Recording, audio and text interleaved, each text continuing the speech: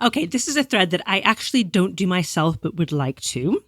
It's therapeutic laziness. And you think about it as like bed rotting. For people who don't know what bed rotting is, it's lolling about in bed doing absolutely nothing, but with a therapeutic purpose here. So I'm going to set the scene here because I'm trying to get myself thinking about it here. Imagine you're in bed and maybe you've got your absolute softest blanket, or maybe it's a gravity blanket, and you've got a satiny pillowcase and you've got a beauty mask. There's a lovely scent in the air. You're listening to music. You're sipping something lovely and you're doing absolutely nothing. You've got no other productive purpose than to de-stress and take care of yourself. This is Lisa White, WGSN's Director of Strategic Forecasting and Creative Direction, talking about one of the top trends we see impacting 2025. Because this episode is all about our top trends for the coming year.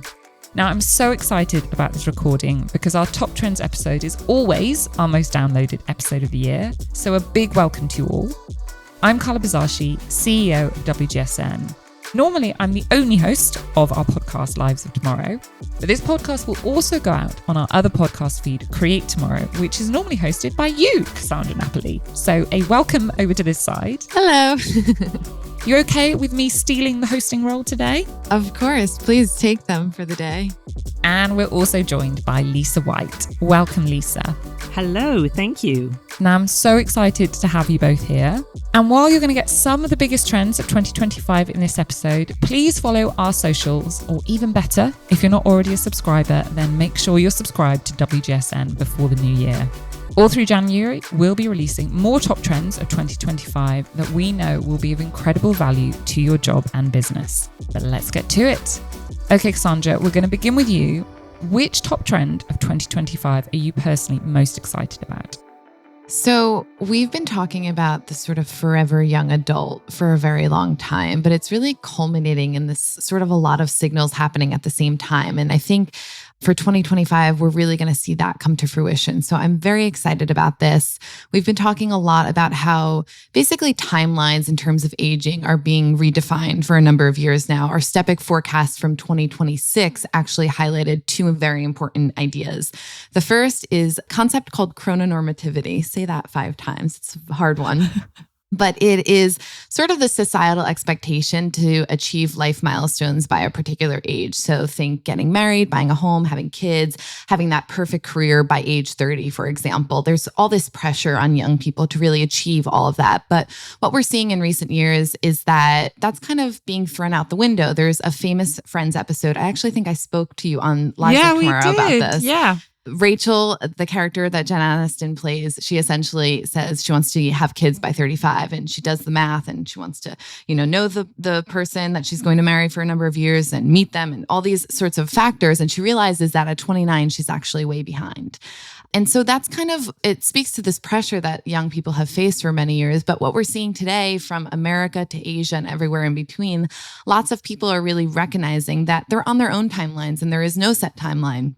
Additionally, we're also seeing this idea of youth maturing faster and older people actually acting younger and living longer, meaning that these rigid ideas that are so common in society of achieving these sort of life milestones have become antiquated and actually unaffordable for many people as well.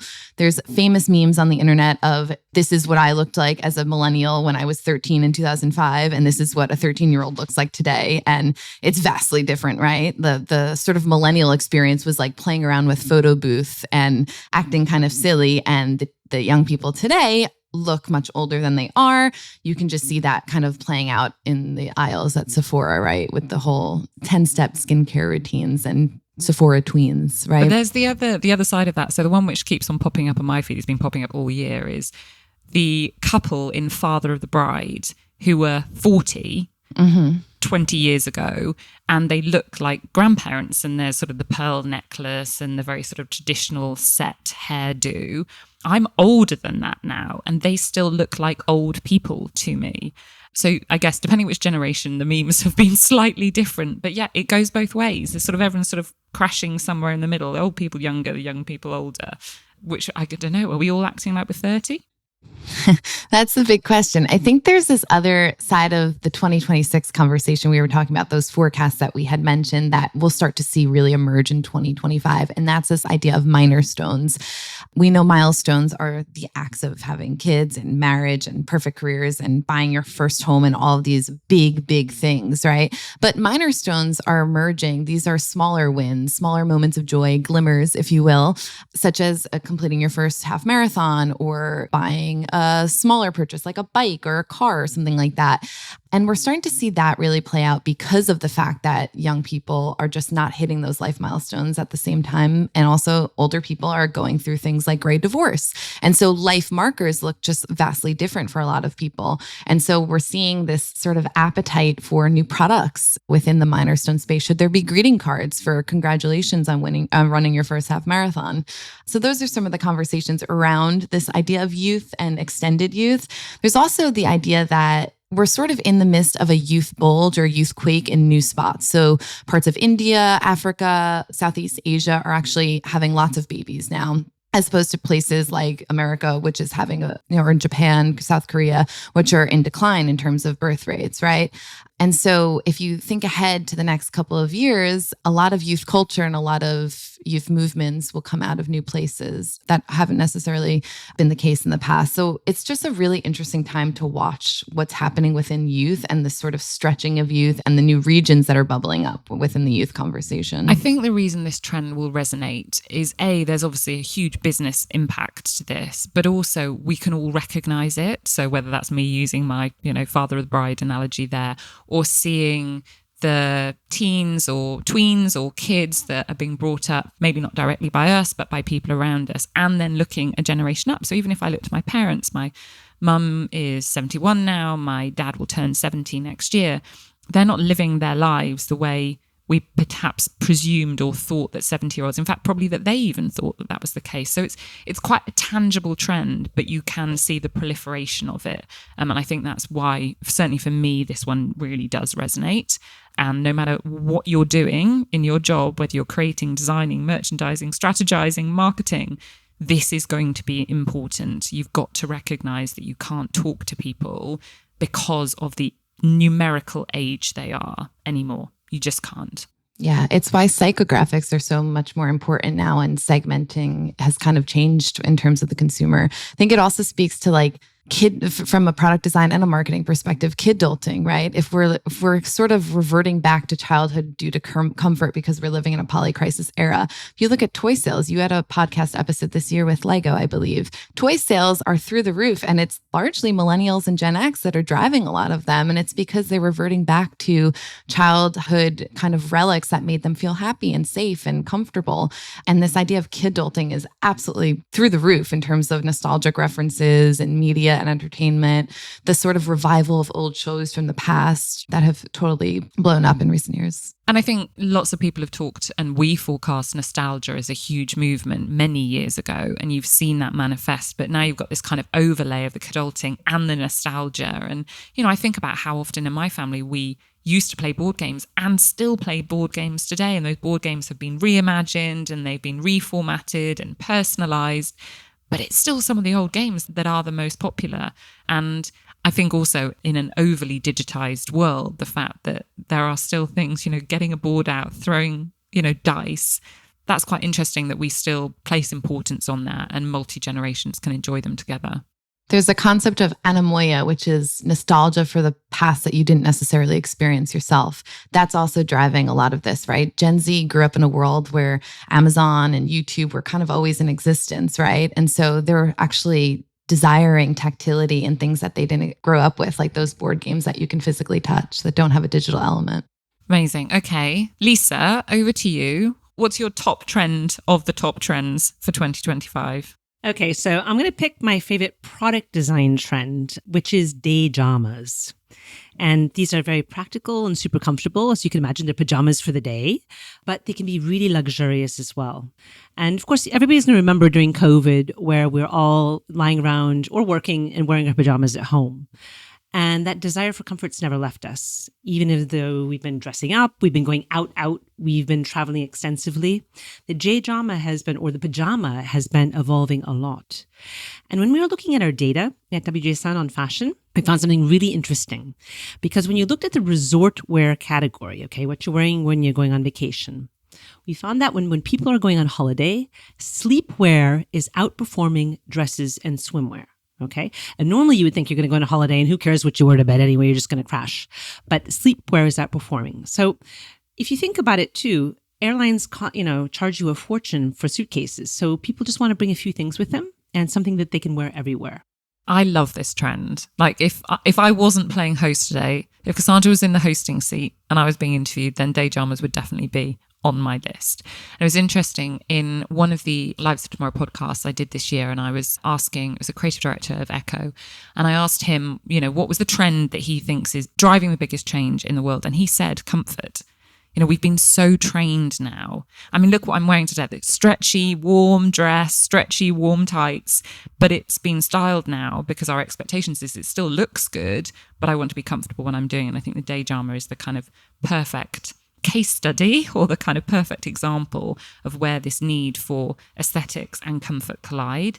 And I don't see that going away anytime soon. We've been optimized to expect that. Yeah, and that goes with what, Cassandra was saying earlier about adulting and about, all ages. We all want to be comfortable. We all want to feel like we're in a romper, basically. But sometimes it's just got to look really good.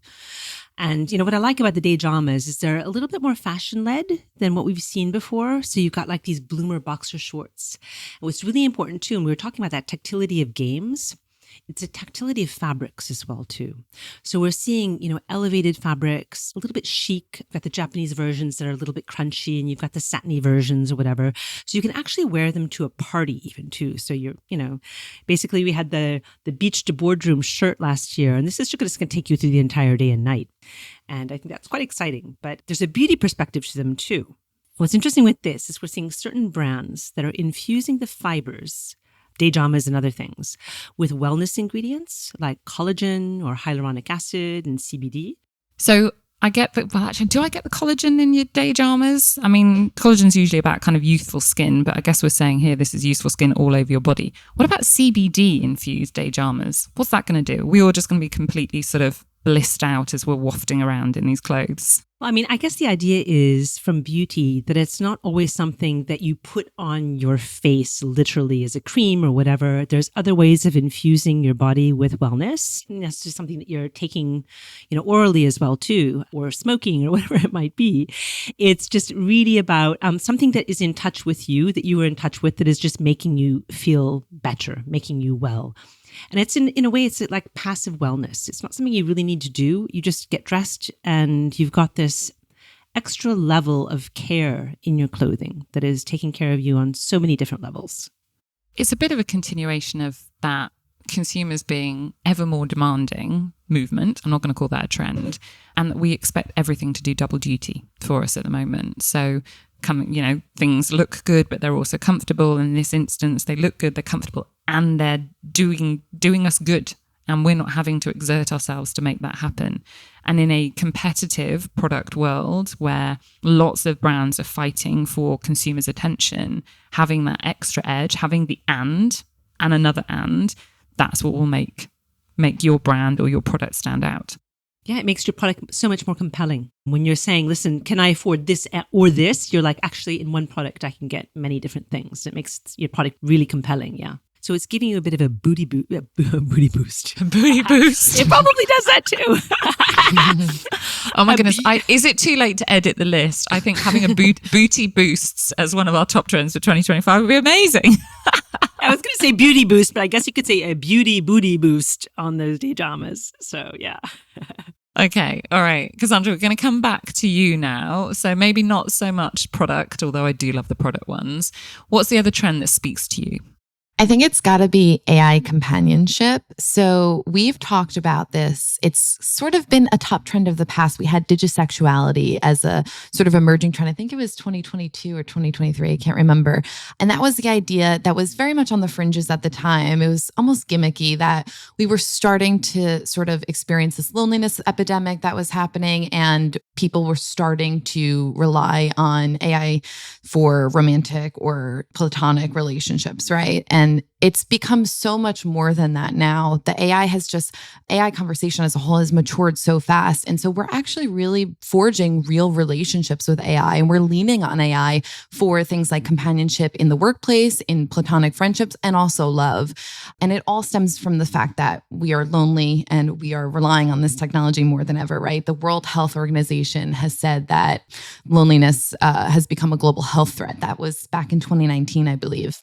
We're going to see sort of a rise in getting comfortable coexisting with the technology. That aligns with a lot of our trends that we've been talking about in recent years, like the human tech convergence and the AI symbiosis. Consumers will really start to lean on agentic tech and agentic AI, basically training AI to assist with personal tasks. It's sort of the latest buzz in the industry. AI agents will become sort of a singular solution. You'll see a lot of apps emerging that help to plan vacations or mimic human friendships. There's one that Lisa and I just wrote about in the STEPIC forecast I was talking about earlier that's called Friend, and it's a physical device that you wear around your neck, and you can talk to it and it talks back to you, which is crazy. And it sounds really sort of dystopian, but it's being taken seriously, which I think is really a big shift. We can start to see AI companionship more in the caregiving space too. So there's just a lot here that can be unpacked. And I think 2025 will be the year that this really starts to really enter the mainstream a little bit more. It has been operating on the fringes, sort of bubbling up in lots of spaces over the last couple of years, but it is becoming more mainstream because we are starting to get more comfortable coexisting alongside of it.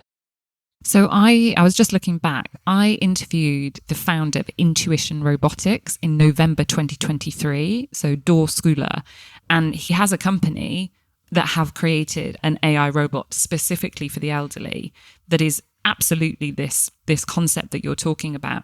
And when I spoke to him, they have a waiting list for these. And that was in 2023 when people, to your point, this is very fringe. People hadn't really heard about it. The idea of a robot in your home felt quite alien.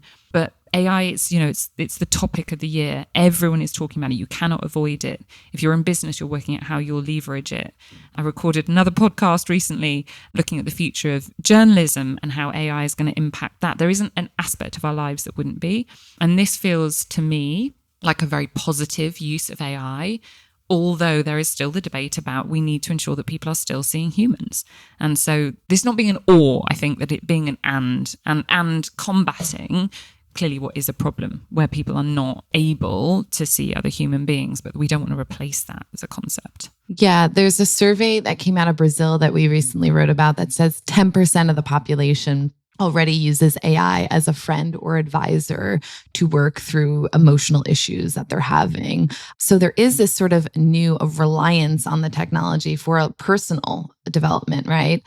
But I think we still need to be really aware of something called artificial affection because consumers are creating real emotional ties with the AI, which is where that conversation on digisexuality comes in. It's this idea that you are replacing human love with artificial companionship, artificial love. And there's some ethics issues that definitely need to be addressed there. And how is that being monitored, policed if necessary, and how we're not getting to a state. We can get back to one of my favorite topics, getting people in offices and interacting with people. If you have an entire generation that is not learning from other people in an office environment or as they're going into their careers, it doesn't need to be an office, but a kind of working environment, and are not building relationships, what are we storing up for the future? And that's quite scary, even just to start pondering. That's where the conversation of Gen Alpha comes into. So Gen Alpha will be the first, like millennials were the first to really grow up with the internet. Gen Alpha will grow up with this technology and they will just see it as normal. And so what is that going to do to them long term? How will their relationships with brands evolve, their relationships with themselves? I think there's a lot to unpack there, which I find really interesting.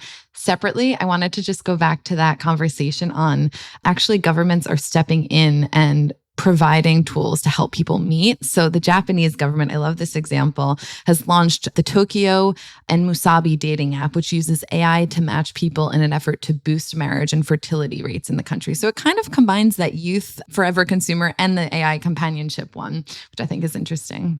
Although I was reading recently, maybe I was reading on WGSN, that the use of dating apps is decreasing massively. Yeah, because people have realized, well, I mean, look, there are many successful examples of people who've met that way and had happy and successful marriages, but you do have a generation now coming and going, I want to meet. Maybe it is that looking back, that nostalgia for something they didn't experience before, but speaking to people who did meet in what is now a very old-fashioned way and wanting to replicate that and not relying on dating apps as the sole way of meeting people. We've been talking about run clubs being the new dating apps. And also there's all these like in real life sort of dinner party events that you can subscribe to kind of meet a partner. And those are taking off through the roof. So it is, I think that's the whole point here, is that two things can be trending at the same time, right? AI companionship is totally on the rise, but that's human to human connection is never going away. Yeah, it's really fascinating. Okay, Lisa, back to you. What's the next on your list? All right, before I go into my next one on my list, I wanted to kind of frame everything a little bit because it was really interesting when I was looking through all of the top trends, all right? Of course, we know that many of us had a challenging 2024, and we're, looking at a very exciting and equally challenging 2025 that's upon us. And people are going to want and need more ease in their lives. They're going to want, like you said earlier, comfort and solace and care. That's going to help us face all of these challenges. And this is going to go beyond 2025 as well, too. So if you're looking at all the trends we've spoken about here, pattern becomes really, really clear. We see that desire for kidulting and regressive fun, then AI that's going to accompany us very sensitively and emotionally with personal solutions, and then Day-jamas, which are, making dressing easy and comfortable. And there's even another trend too we might not have time to talk about because I want to talk about another one, which is soft adventure for sport and outdoor, which makes the outdoors more accessible and comfortable. So it was interesting because when we put these trends forward, it was the different directors of the industries we serve that put their top trends up, but they all fit together within that idea of comfort and solace and care. So it's really interesting looking at 2025 from that lens. Yeah, and look, I think that we talk a lot when people, you two get this just as much as I do, but how do you forecast trends? And a lot of it is looking for the threads that tie lots of themes, lots of industries, lots of countries, lots of generations together. And just the ones we're talking about now, and as people see these other trends dropping on WGSN channels, you will definitely see that coming back around again. And it has been a challenging, not just 12 months, more than that. Cassandra, you mentioned the poly crisis. That was a word that lots of people didn't even know not so long ago. We've got used to living in that, but we've had to create coping mechanisms. And what we're seeing with lots of these trends is those coping mechanisms becoming either productized or becoming movements that affect how we communicate, how we interact. And yeah, so there's definitely the threads through all of them. So on that, where does your thread take you next? Okay, this is a thread that I actually don't do myself, but would like to. It's therapeutic laziness. And you think about it as like bed rotting. For people who don't know what bed rotting is, it's lolling about in bed doing absolutely nothing, but with a therapeutic purpose here.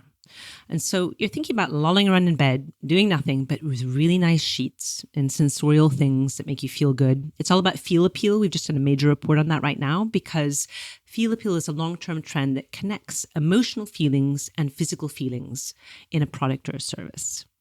So I'm going to set the scene here because I'm trying to get myself thinking about it here. Imagine you're in bed. And maybe you've got your absolute softest blanket, or maybe it's a gravity blanket, and you've got a satiny pillowcase, and you've got a beauty mask. There's a lovely scent in the air. You're listening to music. You're sipping something lovely, and you're doing absolutely nothing. You've got no other productive purpose than to de-stress and take care of yourself. And I think that's what's just really appealing about it, because we always need to have a purpose for everything. Even when I'm choosing like a Netflix movie, I'm going to choose something that's going to ripple my brain or help me professionally, or I'm not just going to, I always feel like I'm having to be productive all the time. So therapeutic laziness is really appealing. I think And this isn't a generational, this is the world we live in. We're hardwired to always be on. And we've been trained that way because of the numerous devices. I caught myself last night. I was in bed pretty early and I was doing a food shop. I had Netflix streaming and I had my phone out and I was flicking through Instagram. That is not good. I was probably not doing any of those things well. I mean, I'm not sure you can scroll through Instagram well, but I was not giving my 100% to any of those things. But that's how we operate. And when you do that, even in your sort of non-work hours, then often you're doing that. I mean, I'm going to tell you right now, guys, I've got 3 different tabs open. I'm talking to you guys. I've got my script. I've got things pinging in from our producers. Our brains now can cope with that because they've had to. The thought of doing absolutely nothing, I find very difficult to get my head around. Having said that, the one place I probably have worked out to do that is we joined a gym this year, which has got a pool. And if I go there and do exercise and then go and lie by the pool, I can't be on my phone because I'm disrupting people. I will normally have my laptop with me, but I can't be doing any jobs around the house. And that has probably been the closest that I will get to switching off this year. And there's something, it's just lovely. I haven't got to the bed rotting yet stage. Maybe that should be my New Year's resolution. Maybe my New Year's resolution for 2025 should be to experience bed rotting. Yeah. And just like, just try it out. Because the thing is remember back, again, this is kind of during COVID times, it was all about the bathtub. You sit in the bathtub and have your beauty routines, your candles, but not everybody has a bathtub, but everybody does have a bed. So at every price point, you can think about how to make that more of a self-care sanctuary. And, getting back to the hospitality that we were talking about earlier, if you're going to your Day-jamas, there's more and more hotels that are offering sleep therapy, dedicated sleep hotels as well too. And there's even a couple of mattress brands, including Emma, the online one that you can order from your bed. They've just launched 2 sleep-focused hotels. So between the Day-jama and therapeutic laziness, I just think that sleep is going to be a major, major focus. Yeah, and look, it's been a massive industry or a growing industry for a number of years now. You think of the number of sleep apps, you think about the weighted blankets, the heated ones, the different mattresses, which mean you have different temperatures on either side, the number of supplements that you can take, the sprays. As you can gather, I have tested many of these things in an effort to get a good night's sleep. It's a massive industry. I think to the point of lots of these things we've talked about today, these are reaching a tipping point now where it's not just a kind of out there trend. It's not just something that's making headlines. This is reaching mass appeal and becoming more available to the wider world. Okay, Carla, I'm going to steal the hosting role back really quickly. I want to ask you, what is your top trend for 2025? Day-jamas, I've already used it. I think it's a really good encapsulation of the productization of a lot of what we're talking about at the moment. But just so that I'm being a little bit more interesting, so listeners are getting more from us, I'm going to go with soft adventure, which Lisa did just touch upon. So for those of you who don't know what soft adventure is, this is essentially an activity that doesn't require a big investment in equipment, and you don't really need large amounts of skills to start. And I think why this trend really resonates for me is sports and outdoor. We launched an entire sports and outdoor platform this year because it's such a growing industry, partly born out of the pandemic, but it was something we were forecasting way before then. People have just become so much more aware of the personal time and commitment investment they need to make to their own wellness. And this isn't about kind of self-care hashtags. This is just about if we want longevity, if we want healthy lives, that we have to take some responsibility for that. So the numbers of people taking part in activities and getting outdoors has increased, and we are forecasting it to continue increasing. But that can feel quite challenging for some. If you're not an all-star athlete, if you don't want to think about running marathons or even running half marathons, how do you take advantage of everything that the outdoors offers us? And soft adventure is the answer to that. It is just getting outside, and you can call it hiking or you can call it just going for a walk. And there are product opportunities that come off the back of that. But at its heart, it's just about partaking in activity and ideally activity outside. And I think it's a nice trend. It's accessible. it's hitting mainstream and it's taking the pressure off individuals to be the best at something. Which again, this kind of ticks all the boxes of everything we've been talking about today. This is not about personal bests. This is not about streaks. This is not about being the best in your field. This is just getting out there. And it now has its own name, so you can feel really proud that you're partaking in soft adventure. You don't need to spend loads of money. You don't need to spend any money at all if you don't want to. But it is also an opportunity for brands to ensure that they create these spaces, for businesses to encourage their employees to do this. And I think for both of those reasons, that's why it's one of my favorites. If anyone listens to this podcast knows that I am probably a little bit more competitive and I love the gamification of exercise. But I think as I look to wider society, soft adventure, top of my list. Day-jamas, just under there at number 2. Thank you for that. Back to you now. Thank you both so much. As we said before, there's going to be quite a few of these coming your way in January. These are always the most important kind of trends that we push out. There are many, many more that we'll be doing through the year, but please log on to WGSN's social channels and you'll see more of them coming in 2025. Listeners, if you want to read the trends we're forecasting for 2025, please head to the WGSN website and we'll be pushing the forecast on all our social media channels as well. All through January, we'll be publishing new trends that will have a major impact for you and your business. A big thank you to my guest today, Lisa White, Director of Strategic Forecasting and Creative Direction at WGSN, and Cassandra Napoli, Head of Marketing Events at WGSN Insight. And thank you all for listening. If you're a WGSN subscriber, you'll find our top trends 2025 across our site with trends for every industry that we cover. And if you want to find out how to subscribe, head over to WGSN.com to discover how to get access to our services. I'm Carla Buzasi, CEO of WGSN, and I'll see you next time.